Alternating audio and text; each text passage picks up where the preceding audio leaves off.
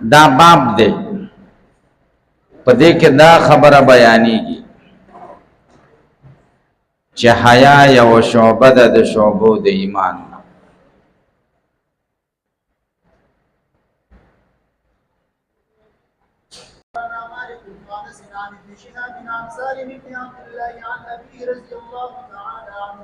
أن رسول الله صلى الله عليه وسلم مر على رجل من الأنصار وهو يعظ أخاه في الحياء فقال رسول الله صلى الله عليه وسلم دعه فإن الحياء من الإيمان. دی باب او دی حدیث شریف کې درې مباحث ته خیال کوئ. اول دعوه د باب صدا او غرض دعوه کې صدې، دیم مناسبت د دې باب مخ کې باب سره صدې، او دریم شرح د باب او د حدیث. اول بحث دعوه د امام بخاری رحمه الله د باب کې صدا.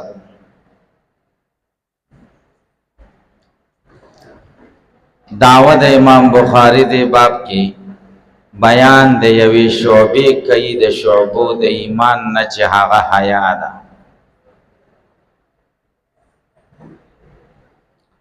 غرض رد په هغې فرقو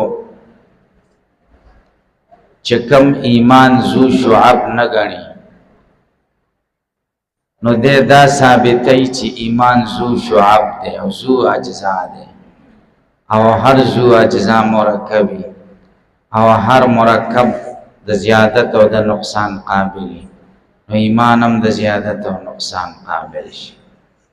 نو رد اول په مرجئه او متکلمینو دی چې هغوی ایمان عبارت صرف د تصدیق نه ګڼي، او بیا رد په کرامیو دی چې هغوی صرف اقرار لسانی ته ایمان وایي، او رد په جهمیو دی چې هغوی صرف معرفت ته ایمان وایي، مرکبې نه ګڼي. دا د عامو شارحینو رایه ده. دویمه رایه د حضرت مولانا رشید احمد گنگوهی رحمه الله ده. هغه وایي دعوه د باب ترغیب د مسلمان ته په کولو د دې کار چې دا کار ځان کې پیدا کړه چې حیا ده. درېیمه رایه د مولانا زکریا رحمه الله ده. هغه وایي دعوه د باب دفع د توهم د انحصار د شعبو د ایمان د په خمسو کې کم توهم چې ناشی دی د حدیث د ابن عمر نه چې بنی الاسلام علی خمسن.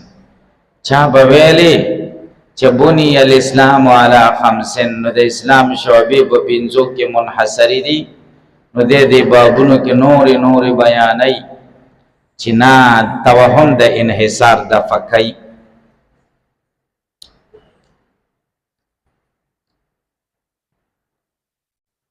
مناسبت مخکې باب سره سره دویم بحث. مخکې باب کې باب تفاضل اهل الایمان فی الاعمال، تفاوت د اهل ایمان او په اعمالو کې، مؤمنان په اعمالو کې متفاوت. نو دې باب کې دا بیانوي چې مؤمنان په اخلاقو کې هم متفاوت، ځکه اعمال دی او حیا خو یو د اخلاقو نه یو خلق دی، ځکه نفسانی کیفیت دی او نفسانی کیفیت خو اخلاق دی. دویم مخکې بیان د تفاوت د اهل ایمان او په اعمالو کې، اوس یو عمل ذکر کوي د دې اعمالو نه چې هغه حیا ده. دریم شرح د باب. علامه عینی عمدة القاری کې وایي چې دا باب منون دی او دا مضاف نه دی، دا خبر دی د مبتدای محذوفې دپاره. هذا باب دا مستقل جمله ده، او الحیاء من الایمان دا مستقل جمله ده. الحیاء مبتدا ده او من الایمان دا جار و مجرور متعلق دے تا شعبتن پوری دا صفت دے دا شعبتن الحیاء شعبتن کائنت من الایمان دا خبر شو بیا اعتراض دے چی دا خودو جملے شوی او دوی مداول سر مرتبطا نا دا ربط سری نو بیاوی ربط اشتا هذا باب فيه الحیاء شعبت الحیاء من الایمان دا باب دے دی کی دا خبر بیانی کی چه حیاء یا شعبت دا شعبو دا ایمان فیہی ضمیر باب تراجی دے دویم جملہ دا اولی جملے سر مرتبط شعب ضمیر الکہ پہ پوئی چاہی فیہی بخبر مقدم شی الحیاء من الایمان دا مبتدا و خبر دا بسش دا با مبتدا مؤخر شی دا فیہی دا نو حیاء شعبہ شو دا شعبو دا ایمان نو ایمان زو اجزاء شو زو شعب شو و دا امام بخاری استدلال با علا سیشی چی دا من یا تبعیزی شی او یا بیانی شی او که من ابتدائی شی او یا من سببی شی نو دا استدلال نسی کی بیا با معنی دا سی شی الحیاء بسبب الایمان حیاء دا پا سبب دا ایمان سرسری کے پیدا کی او یا کچرتا ابتدائی شی الحیاء ناشئ من الایمان حیاء ناشی دا پیدا شوی دا ایمان نبی خود ایمان شعبہ نشا رکن نشا پا ایمان کے داخل نشا او کمن بیانی شی الحیاء من الایمان حیاء ایمان دے تھاسے پہ پوچھے یا کتبعیزی شی الحیاء بعض الایمان حیاء بعضی حصہ دے ایمان دا نو بیا ایمان زو اجزا کی گئو دا استدلال صحیح کی اللہ کستا سو خبری دا خیال لے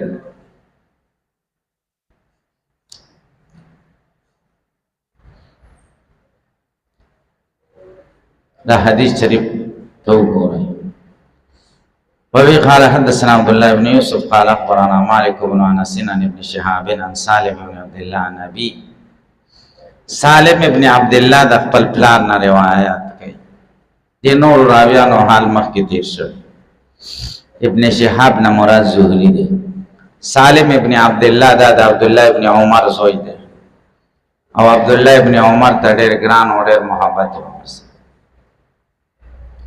دی به ولید نو خپل کاو به خلقو به تعجب کاو نو دی ورته اتعجبون من شیخ یقبل شیخا تاسو تعجب کوئ چې یو سپینګیری نه چې سپینګیری خپلای زوی سپینګیری او دیم سپینګیری او په تندي او په مخ باندې خپلاو ډېر محبت یې واسه سالم د مدینه منورې د فقهاو او اصح الاسانید دقه عن نافع عن مالك عن سالم عن نافع عن مالك عن نافع عن ابن عمر او عن مالك عن سالم عن ابيه عبد الله بن عمر سالم یو سل شپږ هجری کی یا یو سل و هجری کی یا یو سل ته هجری کی وفات شوه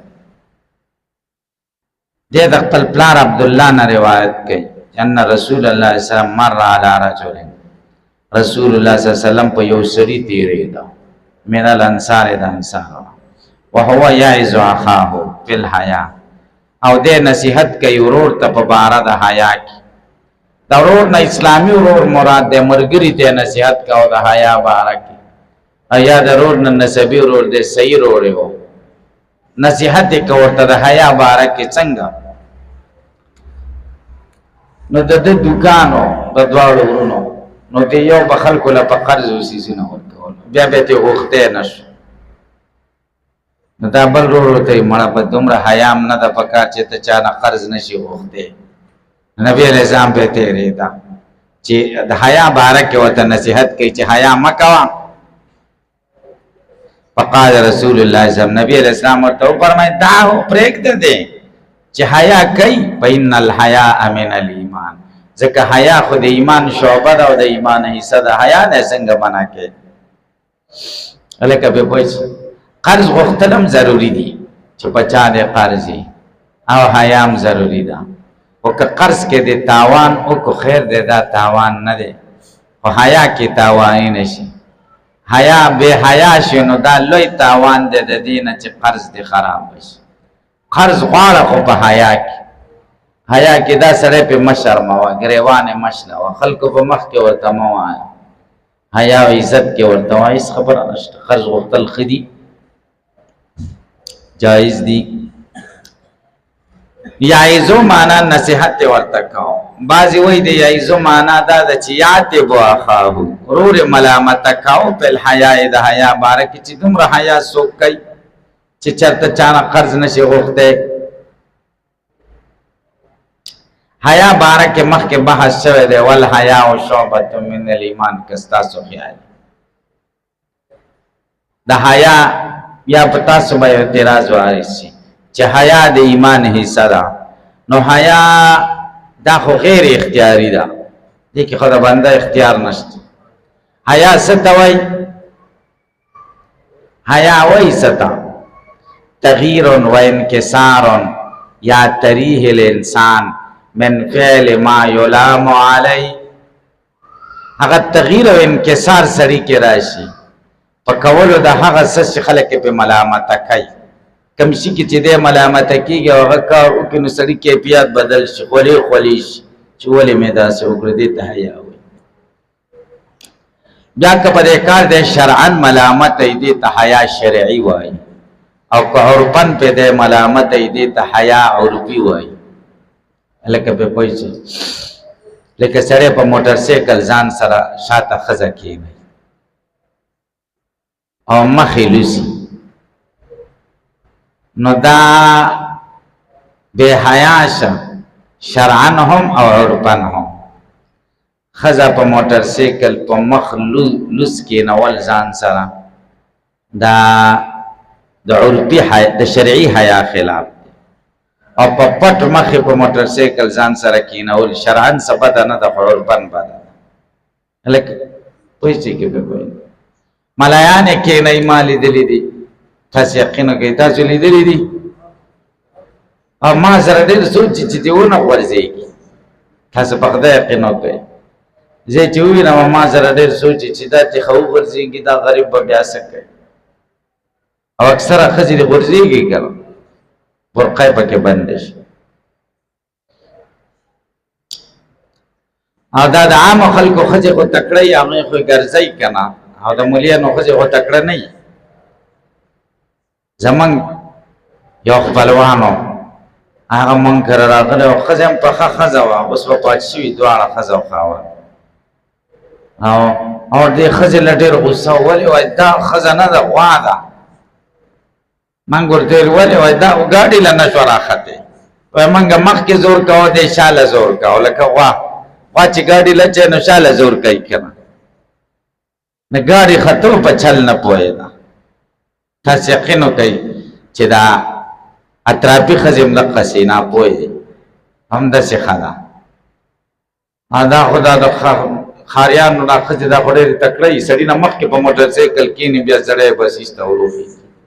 کتلي هم دي که نه؟ او ځان پوره راغونډ کړي ماشوم هم غېږ کې نیولی. نو دا حیا عرفي ده او هغه حیا شرعي ده. نو اوس به اعتراض وارد شي چې دا حیا خو غیر اختیاري ده، او غیر اختیاري شی څنګه د ایمان حصه شي؟ ایمان خو د پیل اختیاري نوم دی. دا الحیا من الایمان دا خو داسې ده لکه مونږ چې ووایو چې شنې سترګې د ایمان حصه ده. نو شنو سترګو کې د شین سترګې څه اختیار شته؟ نه حیا کې هم اختیار نشته. یو اعتراض. او دویم اعتراض دا ده چې حیا خو کافر کې هم شته. دا حیا څنګه د ایمان حصه ده؟ کافر چې په دې دغه کې امتیازې کوي په دې لار او خلک پې تېرېږي نو دی خفه کېږي که تغییر او انکسار پکې راځي که نه. نو کافر کې هم حیا شته. تاسو به یو جواب وکړئ د دواړو اعتراضات. دلته ده حیا نه مراد حیا شرعی ده. دا حیا شرعی اختیاری هم ده او دا په کافر کې هم نشته. او کافر کې چې کومه حیا ده او غیر اختیاری ده هغه حیا طبیعي ده. هغه کومه حیا ده؟ حیا طبیعي ده، هغه غیر اختیاری ده. هغه مسلمان کې خو وي خو کافر کې هم یې هغه مشترک ده. تاسې پې پوه شئ. لکه په لاره سړی رواني او پټکې م تړلی یو غټه ږیره یې دا کړمه خولۍ په سر کړي او غټ ویښته یې لکه د عبدالله او څادر یې م غټه چولی په اوږه او په لاره رواني او وږی خوري او دا دانې به دې یا ملۍ خوري او دا دغه یې په دې ږیره را رواني. دا شرعن څه بده نه ده که نه؟ شرعن خو جایز ده، د خپلو پیسو شی اخیستې چا نه خو یې راپټې کړي نه دي که نه. خو عرفن دا بے حیائی دا داسې بے حیائی نه یې پکار. تاسې پې پوه شئ که پې پوه نه شئ. بعضې څیزونه عرف کې بدي عرف او بعضې شرعي محظورات ممنوعات خو عرف کې خلک ښه بد نه ګڼي. تاسې پې پوه شئ. شیخ حسن جان صاحب رحمه الله به ویل شام او یمن کې هلته وایي عالمانو موږ له به دعوتونه وکړل نو چې موږ به کور له ورننوتلو نو ښځې به هم ولاړې وې موږ سره به ستړي مشي کول په لاس لاسونه به یې میلاول. بیا موږ به ورته ویل چې هلکه موږ دعوت قبلو او په دې شرط چې ښځې به راته ستړي مشي نه کوي. ویل چې دا خو موږ کې ډېر عیب دی چې میلمه راشي او د کور والا ورته ستړي مشي ونه. تاسې پې پوه شئ که دا خو شرعي محظور دی، ممنوع شی دی. خو عرف کې د هغوی په عرف کې خلک عرف خو بدلېږي را بدلېږي د یو کلي یو شان عرف او د بل کلي بل شان او شرع خو عامه یي که نه. شرع خو د ټولو کلو یو شان یي که نه. تاسې په دې خبره باندې پوه شئ که پې پوه نه شئ. مناسبت د دې حدیث د باب سره په دې آخري ټوکړه کې دی. دعه فإن الحیا من الایمان، پرېږده حیا د ایمان حصه ده. هلکه پې پوه شئ که پې پوه بابن فإن تابوا وأقاموا الصلاة وآتوا الزکاة فخلوا سبیلهم. باب دې په بیان د دې خبره کې که دا کافران توبه وباسي او مونځ ودرئ او زکات ورکړي فخلوا سبیلهم، د دې لاره پرېږدئ بیا ورته څه مه وایئ. اصل کې د آیت کریمه نه مخکې د سورې توبه کې دی، سورې براءت چې کافران راشي نو تاسو ټیم ورکئ. خیر دی چې کله هغه ټیم تیر شي نو بیا ورته وګورئ که دوی توبه وایسته او د توبې نښه به یې دا چې بدني او مالي عبادت یې شروع کړو فخلوا سبیلهم، بیا یې لاره پرېږدئ. معنا دا د وینې مت ویوئ او مال ته هم څه مه وایئ ستاسو ورور دی. فخلوا سبیلهم دا معنا او که توبه یې ونه ویسته نو بیا به څه کوئ؟ بیا یې وژنئ او مال یې غنیمت دی. هلکه پې پوه شئ. درې خبرو ته دې باب او حدیث کې ګورئ. دا حدیث لږ ووایه خانه. قال حدثنا عبد الله بن محمد المسندي قال حدثنا روح الحرمي بن عمارة قال حدثنا شعبة عن واقد بن محمد قال سمعت أبي يحدث عن ابن عمر رضي الله عنهما أن رسول الله صلى الله عليه وسلم قال أمرت أن أقاتل الناس حتى يشهدوا أن لا إله إلا الله وأن محمدا رسول الله ويقيموا الصلاة ويؤتوا الزكاة فإذا فعلوا ذلك عصموا مني دماءهم وأموالهم إلا بحق الإسلام وحسابهم على الله. دې باب او حدیث کې درې خبرو ته خیال کوئ. اول دعوه د باب څه ده او غرض یې دې دعوه کې څه دی او دویم مناسبت د دې باب مخکې بابونو سره څه دی او دریم شرح د باب او د حدیث. اول دعوه د باب بیان د یو درې خصالو کوي د خصایلو د ایمان نه چې هغه توبه او اقامت الصلاة او ایتاء الزکات. او د درې وانو کې فرق دا دی چې د توبې تعلق د عقیدې سره دی او د اقامت الصلاة او د ایتاء الزکات تعلق د عمل سره دی. اقامت الصلاة بیا بدنی عمل دی او ایتاء الزکات دا مالی عمل دی. دیم فرق دا دی چې درې شعبې بیانوي د شعبو د ایمان. اوله شعبه سلبي د توبه، ترک المعصیت ته وایي عزم علی ترک المعصیت دا سلبی شعبه شو، او اقامت الصلاة و ایتاء زکات دا ایجابی شعبه شو. او غرض رد په هغه پیرقو چې کم ایمان بسیط کړي. وګوره ایمان کې درې نورې شعبې داخلي دي. د ایمان ذو شعب شو، او هر ذو شعب مرکبی، او هر مرکب یزید و ینقص پر ایمان یزید. رد په مرجع او متکلمینو، معتزله او خوارجو او کرامیه او جهمیه او باندې دا د عام شارحین رائے ده. دې مرایه د مولانا رشید احمد گنگوہی رحمه الله ده. هغه وی غرض ترغیب د مسلمان ته په ارتکاب د دې کارونو چې دا کارونه کوي. درې مرایه د مولانا زکریا رحمه الله ده. هغه وی دعوه د باب دفع د توهم د انحصار د شعب د ایمان د په خمسو کې کم انحصار چې ناشیو د حدیث د ابن عمر نه چې بنی الاسلام علی خمسین. الکه به پوه شئ تاسو ښه مناسبت د دې باب مخکې باب سره سره مخکې یوه شعبه ذکر شوې وه د شعبو د ایمان نه چې حیا ده. اوس یو درې نورې شعبې بیانوي د شعبو د ایمان نه چې هغه توبه او اقامت صلات او ایتاء زکات. مناسبت واضح. دویم مناسبت دا ده چې مخکې د حیا بیان،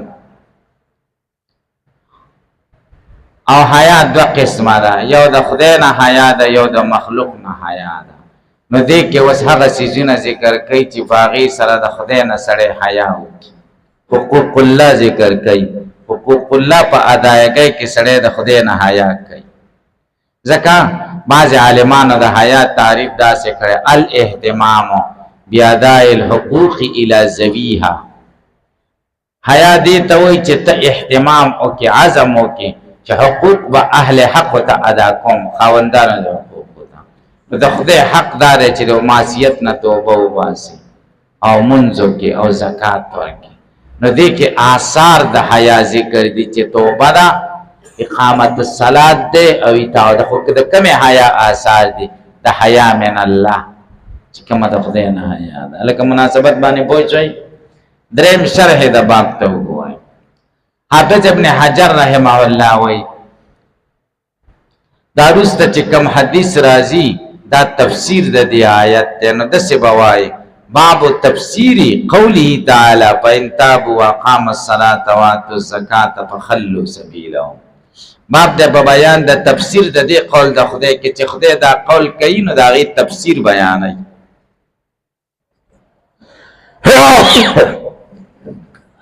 الحمدلله يهديكم الله.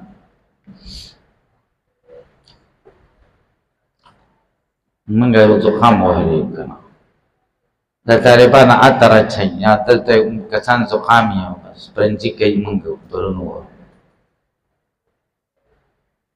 زخم چې چا سره الله اسمه ملاوي چې په خیر راغلی. السلام علیکم. تاسو په خدای یقین وکړئ زخم والا چې لاس ملاو کو بس ټمبم دی، بس په فلسطین په هغه په اسرائیل او قطاش یقین وکړئ. تاسو هم داسې یې کوه. ما ته خو چې تیزه خوشبویي را باندې ولګېږي بس غرق شو. او یا جمعې کې سپین ږیرې شاته پرنجی وکړي، یو ورځ یې وکړه دا جامې مې وخوځېدې بس مل غرق شي. خدای خدای مل بېخو بس. تاسې به پوه شئ. او د اوړي زکام نه ختمېږي، بیا ډېر غټ شي. وجه دا د یخو اوبو نه ځان سړی نه شي ساتي.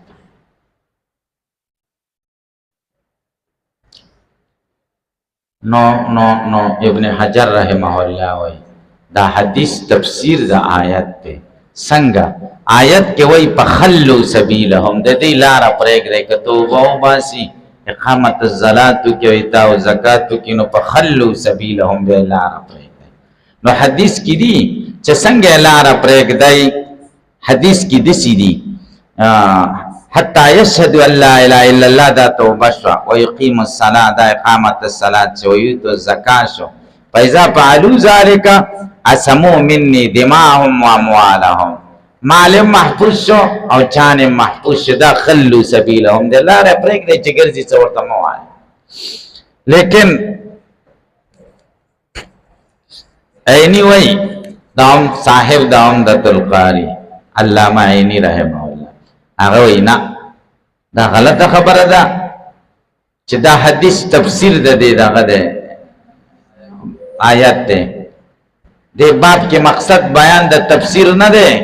ولې که بیان د تفسیر مقصد ده به کتاب التفسیر کې ذکر کړی وي. دا کتاب التفسیر نه ده، کتاب الایمان ده کنه. مقصد یې څه ده؟ ترغیب د مسلمان ته په ارتکاب د دې خصال سره. غرض یې دا ده. او که تفسیر پکې راځي هغه به پکې اسې ضمناً راځي، خو غرض دا نه دی ګوره چې بیان د تفسیر کوي. چې بیان تفسیر غرض وي دا به کتاب التفسیر کې ذکر کړی وي. دا عیني مولا خبره ګورئ صحیح ده.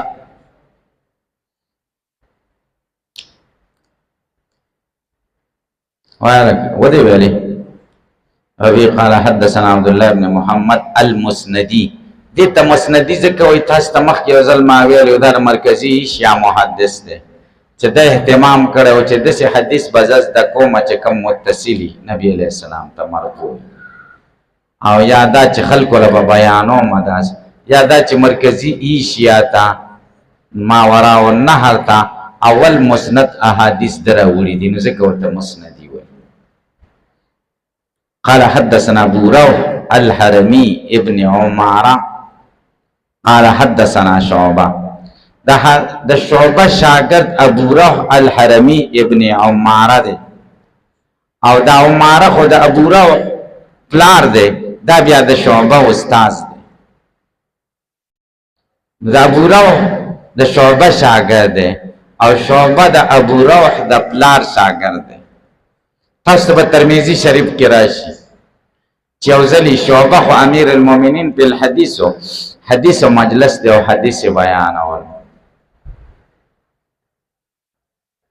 نو دا شاگرد دا استاد زوی چې د دام د مجلس کې ناست یو حدیث بیاناو شاگردانو ته تاسو نو دا ورته والله لا احدثكم حتى تقبلوا راس هذا. دا حدیث د تزنه بیانوم تر دې چې زما د استاد صاحب د دې زوی سرم نه خپل کړي. ولې ځکه دا حدیث د پلار نه ما اورېدلی دی. ټول شاګردان ورپاسې دا استاد صاحب د زوی سر خپل کنو بیا دا حدیث ویل چې د هغه د پلار نه اورېدلی. تاسو په خبره باندې پوه شئ کې په پوه نشئ.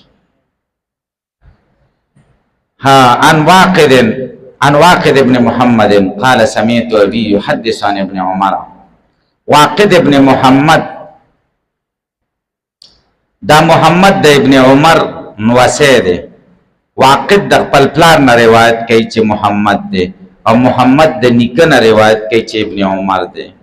دې سند کې ډېر خصوصیتونه دي. یو پکې دا دی چې دې کې تحدیث هم دی او عنعنم د پکې او سمام د پکې. تحدیث د پکې حدثنا او عنعنم د پکې ان واقد ابن محمد او سمام د پکې قال سمعت ابي. دا یو خصوصیت دیم دار چې په دې کې روایت د ابناو د آباو نه بچی د پلاران نه روایت کوي او دا خو حدیثو کې ډیر دي چې بچی د پلار نه روایت کوي خدا پکې ډیر کمی چې بیا نوسه د نیکه نه روایت کوي. د واقد ابن محمد د پلار نه روایت کوي چې محمد دی او محمد د نیکه نه روایت کوي چې څوک دی چې ابن عمر دی. هلکه په پوه شئ ان رسول الله صلی الله علیه وسلم قال امرت ما ته امر شوی نو قاتل الناس چې د خلکو سره جنگ وکم جګړه حتی یشهدوا ان لا اله تر دې چې ګواهي وکړي چې نشته بل معبود موجود مگر یو الله دی او یقینا محمد د الله رسول دی. دا توبه شوه ویقیم الصلاة ویؤتوا الزکاة او زکات ورکړي. فاذا فعلوا ذلک چې کله دوی دا کار وکړي اسمو مني دماءهم واموالهم بچ زمنګ نم ویني د دې او مالونه د دې الا بحق الاسلام مگر کې مال به لوټ کیږي او وینه به تویږي په حق د اسلام. حق د اسلام سره چې د مرتد شي وحسابهم علی الله او د اخرت معاملې د خدای سره ده. تاسو دې تشریح د حدیث ته وګورئ. عمر تو ما ته امر شوی دی، دا امر ورته چا کړی دی؟ مجهول صيغه ولې ذکر کړه؟ امر ورته خدای کړی دی، ځکه نبی ته امر څوک کوي؟ الله یې کوي. نو فاعل ځکه ذکر نه کړي چې متعین دی. ان اقاتل الناس کې دا ان تفسیری دی، تفسیریه. بیا اعتراض ده چې ان تفسیریه خو د قول نه رسته راځي. جواب دار دلته د امر نه رسته راغلی، او امر قول القائل ته وایي که نه، قول القائل لغیره على سبیل الاستیلاء یفعل. ما ته امر شوی ان اقاتل الناس چې د خلکو سره جګړه وکړم تر څو چې دا درې کاره وکړي. تر هغې پورې غایه د قتال درې کاره دي: عقیده یې سمه شي او عمل یې سم شي. هلکه پرې پوه شئ او په مال ولګئ. دا درې کاره چې وکړي بیا ورسره جنګ نه کوم، چې دا درې نه یې کړي نو جنګ به ورسره کوم. اوس یو اعتراض دی چې ذمیان په مسلمان ملک کې اوسېږي، یهودیان، عیسایان، هندوان، سکان، نو د دوی سره هم جنگ نه دی روا. دلته خو غایه د قتال چې ذکر کړه، شهادتین او اقامت الصلاة او ایتان، یعنی چې دا څوک نه کوي هغوی سره به قتال کوم. او حال دا چې دا ذمیان خو دا شی نه کوي او بیا هم ورسره قتال نه دی جایز. هلکه پرې پوه شئ. درې جواب دي. جواب دار دا آیت د جزیې د حکم نه مخکې و. دا په هغه وخت کې و چې جزیه ونه راغلې، چې جزیه راغله نو بیا جزیه شوه. دا آیت هم په خپل ځای پاتې دی، خو کم خلک ته مستثنا شو، ذمیان ته مستثنا، ځکه هغه حتی یؤتی الجزیة عن ید وهم چې جزیه ورکوي بیا به ورته څه نه وایې. دا یو جواب. دویم جواب دا دی دا حدیث عام دی خو مخصوص البعض دی. امرت ان اقاتل الناس چې ټولو کافرانو سره جنګ وکم، خو د دې نه خاص دغه دي مستثنا دي چې خاص څوک دي؟ ذمیان دي. نو دا عام مخصوص البعض. هلکه سر شریف هم خلاص شه که خلاص نشه. دریم دا دی، دریم جواب وکړئ حتی یشهدوا ان لا اله الا الله. ما ته امر شوی چې د خلکو سره جنگ وکم تر کومې چې د یشهدوا ان لا اله الا الله، یا گواهی د لا اله الا الله وکړي، اقرار د دین وکړي، او یا انقیاد د دین وکړي. دا پکې پټ دی، څه وکړي؟ یا انقیاد دین ته وکړي. نو اهل ذمه خو اقرار د دین نه کوي، خو انقیاد خو کوي کنه، غاړه خو احکام د اسلام ته ایښې ده کنه. دوی سره هم جنګ نشته. هلکه تاسو پرې پوه شئ. نو غایه د قتال چې ده شهادتین او اقامت الصلاة او ایتاء الزکات. اوس سوال دی چې شهادتین څوک نه کوي نو مرګ خو روا دی، د هغه وجل روا دی. خو چې مونځ څوک نه کوي د هغه څه حکم دی؟ تارک الصلاة حکم څه دی؟ دا په کتاب الصلاة کې بیا وایي. خو دلته اجمالي درته وایم درې مسلکه دي پکې. یو مسلک د امام ابو حنیفه رحمه الله دی، هغه وایي یحبس و یضرب حتی یتوب او یموت. بندی کیږي به او بجیل کې به وهل کیږي، ښه به سم وهي، یا توبه وباسي او یا بجیل کې مړ شي. دا یې سزا ده او مسلمان دی. دویم مذهب د مالکیانو د شوافیو دی، هغوی وایي تارک الصلاة به یقتل حدن لا ردتن، وجل کیږي به خو دا وجل د حد دی، دا د دې وجې نه چې دی مرتد دی. د دې مطلب دا چې وجنی به حکومت چې مونږ څوک نه کوي، او بیا به په جنازم کې د مسلمانانو مقبره کې به خخیم د کفن به هم ورکې مسلمان دی، ځکه دا وجل حدن دی، ردتن نه دی. لکه زناکار چې ووجل شي یا به قصاص کې څوک ووجل شي. خبرې ته خیال دی.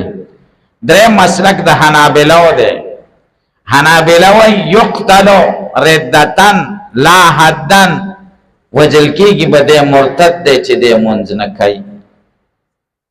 تاسو پوه شئ پکې به پوه نه شئ. نو هغې حنابل سعودي حکومت حنابله دي د مانځه ډېر اهتمام کوي. د مانځه په ټیم کې دوکانونه خو کلاوي خو سودا پکې نه ورکوي، خپل منځونه پکې کوي.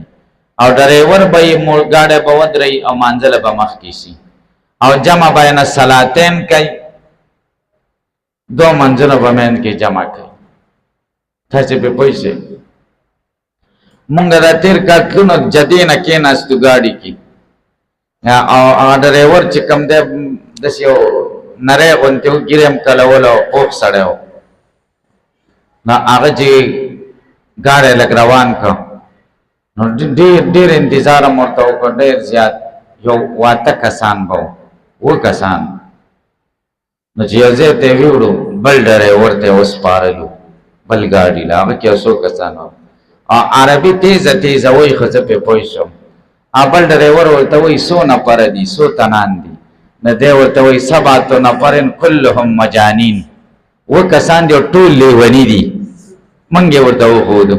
ځکه هلته به چې موږ تپوس کوو څنګه چل دی نه ځې، او نور به هم ورته دیکه کوو چې څنګه چل دی نه ځې. وایي 7 کسان دي او ټول لیوني دي. نو چې هغه سره کېناستو ما هلته بورډ لکتل، هلته لیکلي وو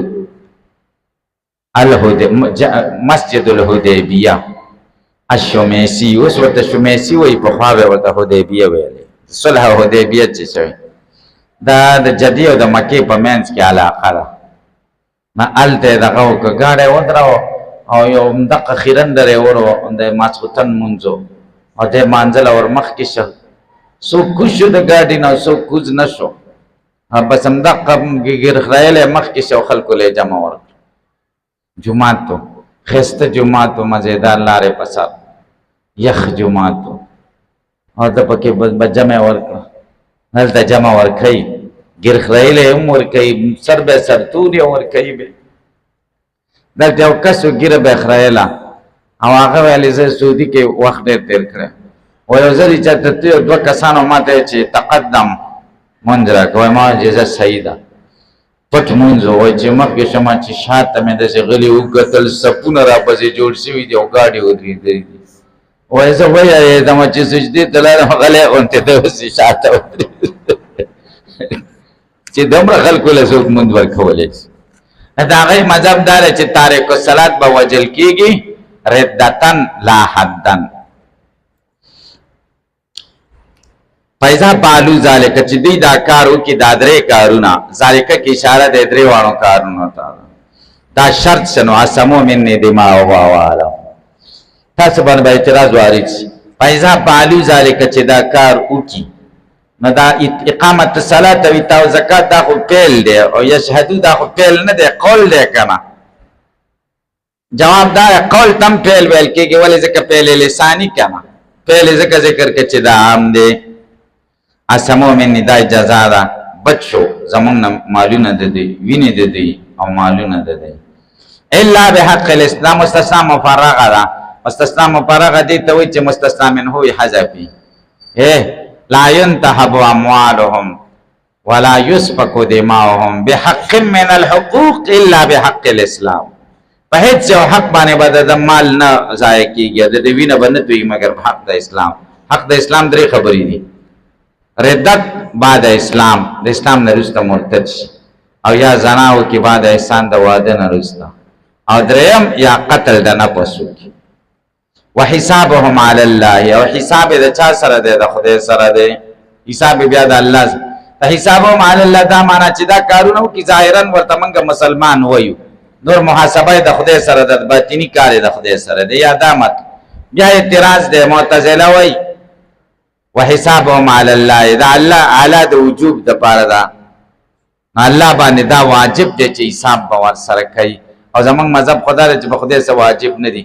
موږ وایو اعلی د لزوم د پاره ده، بلکې التزام د پاره ده، او التزام هم تفضلا ده. په دې خبره خو ان شاء الله پوهیږئ، دا خو مې بار بار کړې ده کنه. ځکه که لزوم چې نو لزوم په معنا د وجوب سره، وجوب یا خیالي کې وایي، وجوب یا عقلي دی، یا څه دی؟ وجوب شرعي دی. وجوب شرعي د حاکم د طرفه، وجوب عقلي کې اختیار نه. خدای د پاسه حاکم هم نشته او خدای فاعل بل اختیار دی، مسترم نه دی. مناسبت د حدیث د باب سره واضح دی. باب کې 3 چیزونه او حدیث کې 3 چیزونه. درود شریف ویلو مسله